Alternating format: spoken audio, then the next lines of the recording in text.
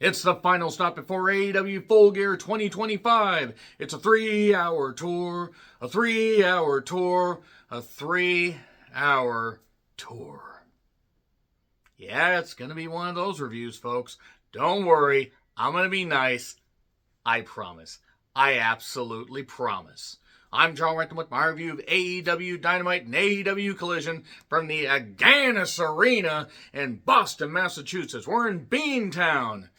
Some of it was Agganis, and some of it was against us. Some of this was against me. I felt like putting myself against, I don't know, a cinder block and hitting myself into it because it would have been less painful than some of the stuff that I witnessed. I wonder if you can guess what I didn't like on this show. I wonder if you can guess. It's fine. It's just wrestling. Can't hurt me. But maybe after watching this stuff for 40-something years, maybe it's just finally getting to me. I don't know. But anyway, let's just get right on into it with Dynamite. So, the arena holds around 7,200 people. They had 3,300 to 3,500. I will say the crowd is fairly loud for most of the show. That's good. So, Excalibur, Danielson, and Schiavone are on commentary. And look, I respect what Tony Schiavone has done for professional wrestling. I'm going to talk about something nice that he did later on. And he did good in WCW. And he made a hell of an iconic call at the 1990 Royal Rumble. But he should not be doing this. They don't need a three-man team, and Excalibur is terrible, and Danielson needs somebody to work with that can reel him in. So, Lashley took on Ricochet. It's for the number one spot in the Casino Gauntlet Battle Royal to crown the inaugural AEW National Champion. And by the way, my Full Gear predictions will be coming up right after this video. I probably should have mentioned that at the top, but nevertheless. So, we heard people chant. Ricochet cuts a promo, a long promo, a promo that's about, I would say, twice as long as the match. He mentions how the Eagles have won a Super Bowl more recently than the Patriots.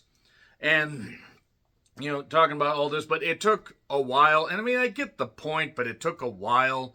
He did mention his wife, Samantha Irvin, without mentioning her name because she still is under a non-compete by WWE. Which is kind of bullshit, to be perfectly honest, but it is what it is. The crowd really doesn't care about Ricochet. They were kind of booing, we don't want to hear you. We don't care about this. Lashley throws him on the goons and then knocks Toa Leona into the timekeeper's area. Ricochet tries to cheat, gets hit with a spear pretty quickly. I think this match was 2 minutes bell to bell. So there you go. Lashley is the number one entrant in this. And the Casino Gauntlet, by the way, the first two people, they could go try to pin each other. And if one does, then no other entrants are needed. It is what it is. So, Samoa Joe is really, really good at this. He tries to hype up the fact that he's going to face Hangman Page in a steel cage. And then, Shibata says something in Japanese. I don't know. Samoa Joe's really good at this. Shibata needs a new brain. I don't care about any of this Buck stuff. I don't. I'm sorry. This forced face turn is not going to work for me. So the Bucks and Alexander took on Skyflight. That is Scorpio Sky and Dante and Darius Martin. Christopher Daniels is in their corner. So Callis is on commentary. Rick Knox is the referee. Do you think that any of this is going to be taken seriously? No. Remember when Top Flight could have been a really good tag team? Remember when Scorpio Sky was a champion in this company? So Dante taps out, and then Callis is trying to get the Bucks to agree to join the Callis family. Omega shows up with a chair, getting a pretty sizable reaction. But the Bucks don't want to they don't want to hurt their friend, even though they were part of hurting him before. But they're torn. These guys can't act and they can't wrestle. And Omega gets his leg clipped, and Alexander could have meant a lot more to this company if they didn't bring him in and immediately beat him. And I don't care that he injured Kota Ibushi. It was a stupid spot anyway. Kota does not need to come back to the ring. Just do not do this anymore. He says it's going to be 2 years. That guy could be 7 years younger and he shouldn't come back to the goddamn ring.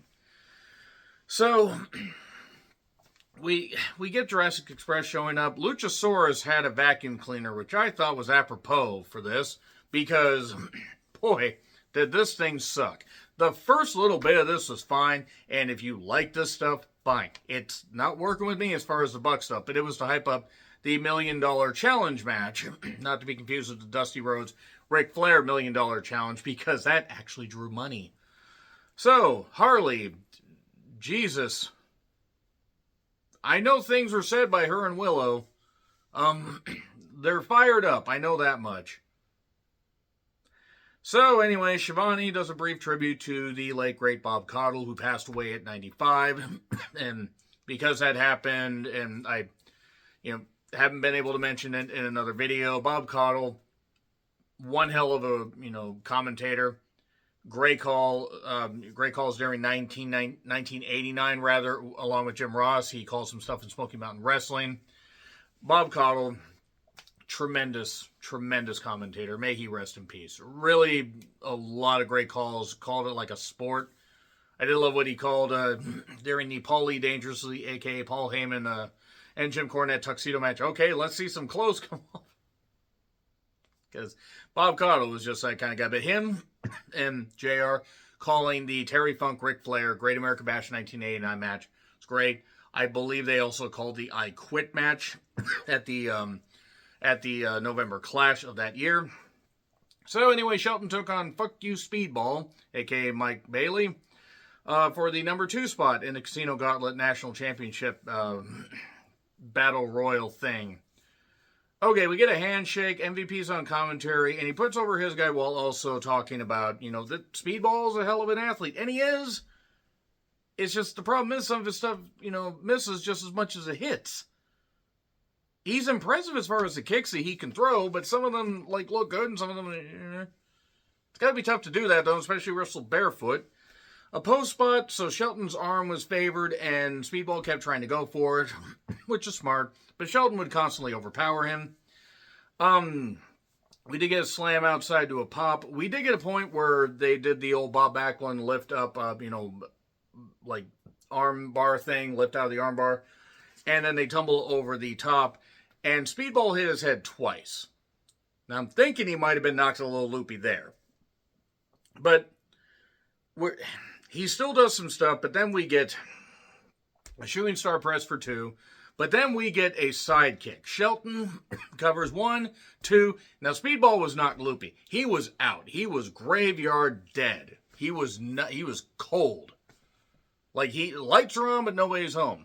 And Paul Turner had to make it oh, well, no, his shoulder's up, but people could see on the screens, whatever, that his shoulder was not up. And Shelton hit a German. And then he hit another move, another kick, 1, 2, 3. If Shelton was going to win, just call it like a shoot, because then it's not the worst thing in the world. And Speedball doesn't look any weaker, and maybe you make sure that Speedball doesn't suffer any more brain damage. If he didn't suffer concussion and he just got knocked loopy and he's okay, great. So, that being said, let's talk about some other people that suffered brain damage. Dick the Boozer and Claudio taking on Cassidy and Roddy. Until Roddy sits his stupid wife down and tells her she's not good at this, I don't want to watch anything that Roddy does. I know she's the current Defy champion, and I'm sorry to anybody that is from Defy that happens to be watching this. I have not been to a Defy show since January 2020 for a variety of reasons. 1, the pandemic. 2, time, finances, and also a personal decision. And I'm sorry, but if Shafir is the best that they got to be a champion, I don't care if she could beat up 20 of me, like it's that goddamn clone, that Homer clone episode. I don't care if she could beat up 20 of me, 20 of my best friends, without batting a goddamn eye. I'm not saying she's not tough. She's just not a fucking professional wrestler. So, later interference. Unfortunately, the Boston PD didn't just attack Yuta for impersonating a human being. That stupid motherfucker. Bring his parents out and just force them to watch him just bleed out, as far as I'm concerned. It's a shame they didn't get to see that at full gear, blood and guts. But that being said, so Cassidy got choked out. I'm not going to focus on anything with the Death Riders for long until Tony Khan gets his balls back in his pocket, gets his, gets a spine, whatever, gets some guts, and says, we can't do this anymore.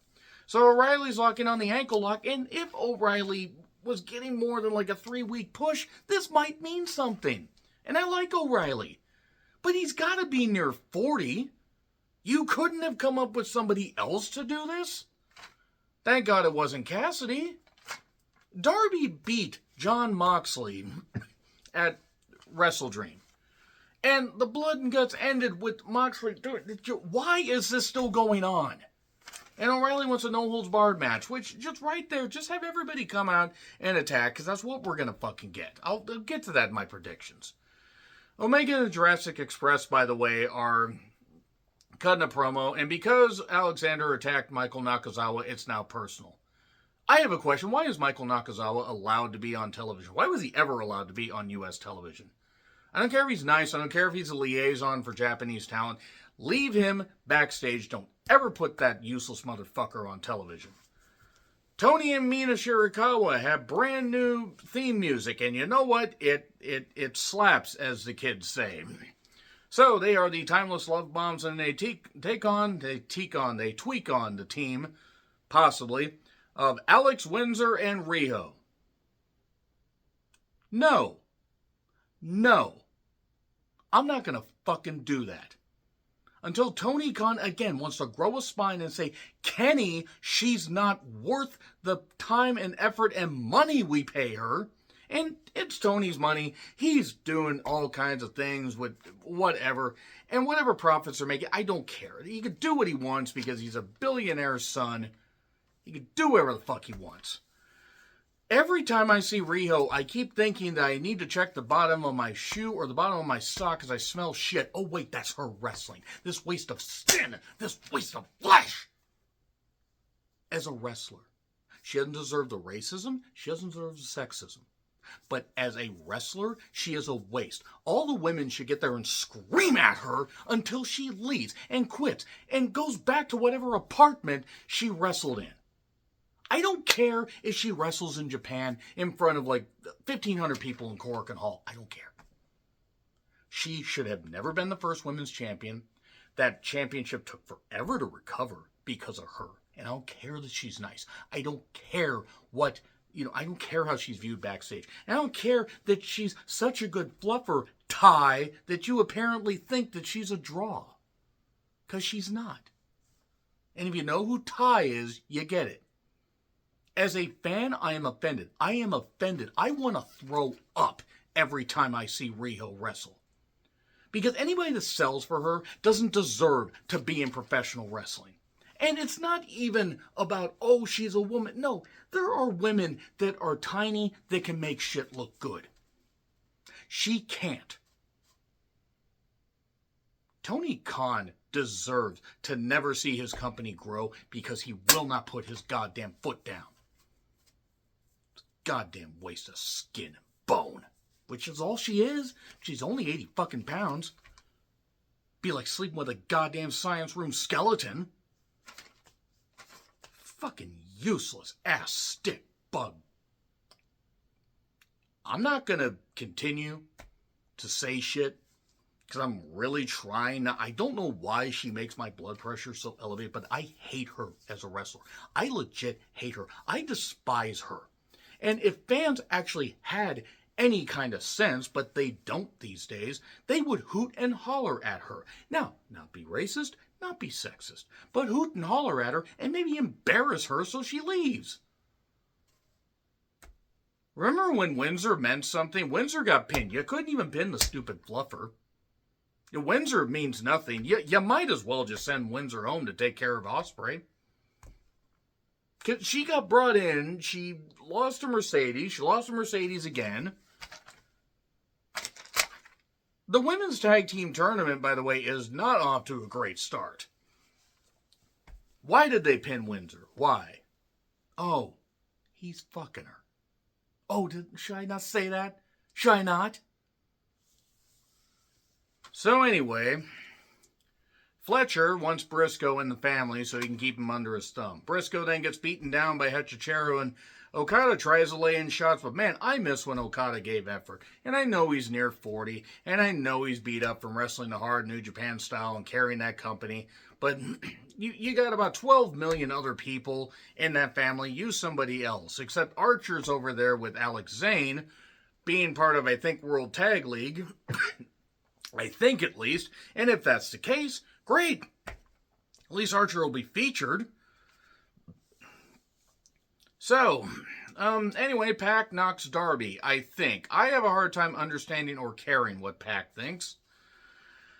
So, Joe joins commentary. He cannot interfere as Hangman takes on Shibata. Hangman attacks him. Joe and Brian have some banter. And then, yeah, someone had a trans flag, so good on whoever that was that had that trans flag. And I mean that with respect. And I mean that with the most admiration. If you have a problem with LGBTQ people, you need to fuck the hell off, because you, quite frankly, don't belong in this world. So, this was a match. Hangman's boot pops off, and then a buckshot lariat, 1, 2, 3. And there we go. And then we go to Collision. So we're going right into Collision here. So Paige ends up laying out Shibata again and cuts a promo where he says, remember the last time I was in a cage with somebody? I have no problem doing that again.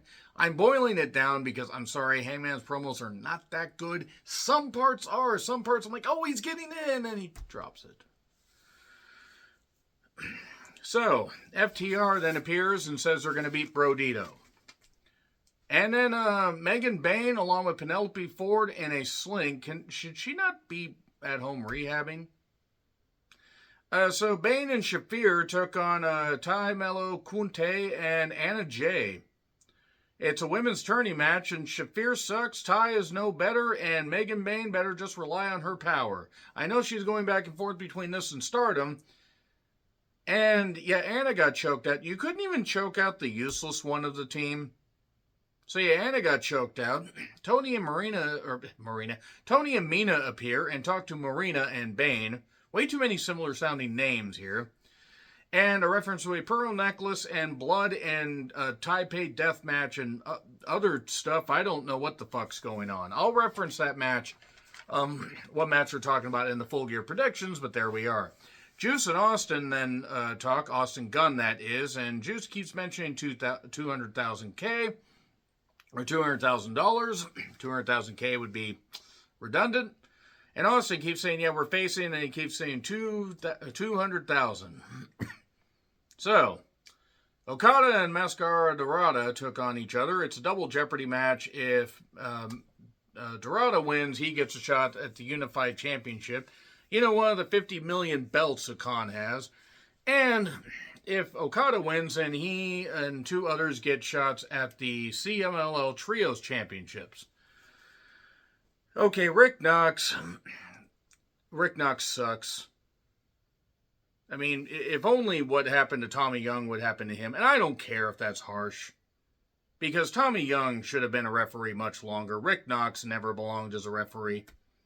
And I don't care how dark that sounds. If you know, you know. If you don't, then Google it. So anyway, flippy shit from Dorada, except he nearly died doing a 450 where it looked like he shattered his arm. Fortunately, he didn't. And then nearly died trying to do some top rope maneuver. And he's talented, he's athletic, but the thing is if you don't slow down, there's very little margin for error on that. Okada didn't end up doing a drop kick. He did take a 450. But he eventually hit the Rainmaker 1, 2, 3. I did not hate this match, but it was what it was. You know, just at this point, I was just pretty much done. Had Collision been on a Friday, had this been taped and shown on Friday, I wouldn't have watched it. So, Takeshita will be the third man, so I'm sure that won't cause any issues. The Triangle of Madness talk. Sky and Julia cut promos, and then Thekla appears out of nowhere and attacks her. Is Thekla or Thekla? I don't actually remember. But if they win, they're going to pick a really sinister Sister of Sin stipulation. Speaking of sinister things are afoot in our main event. Mercedes Moné, the interim Ring of Honor TV champion, took on Red Velvet, who, for some reason, styled her hair after Whitney Houston in The Bodyguard. And much like The Bodyguard, I hated the result of this match. I knew what was going to happen. It's for the Unified Ring of Honor TV Championship, Mercedes won. The next time she does that stupid dance, her opponent should German suplex her, stick their middle finger in her fucking face, teach her a lesson, remind her that this is wrestling, this is not some Vegas strip show, and I don't care how harsh that sounds, because it's not character work at this point. I will never take anything away from how hard Mercedes works in the ring. But as far as her promos, I don't want to hear. As far as her appearance, I think she looks flat out fucking ridiculous. And that's coming from me. But she's getting a shitload of money. And if Khan likes her and others like working with her, fine. She now she doesn't have another championship. It's just a unified title. Statlander was on commentary for this. I will never know peace. I'm going to get to my predictions here in just a minute. So, yeah, there you go. That's a quick Collision review. Agree, disagree what I said? Like, share, subscribe, Twitter, Letterboxd, Blue Sky handles in the description. I'm John Wetland, and until we're at Full Gear in just a little bit, happy trails to you.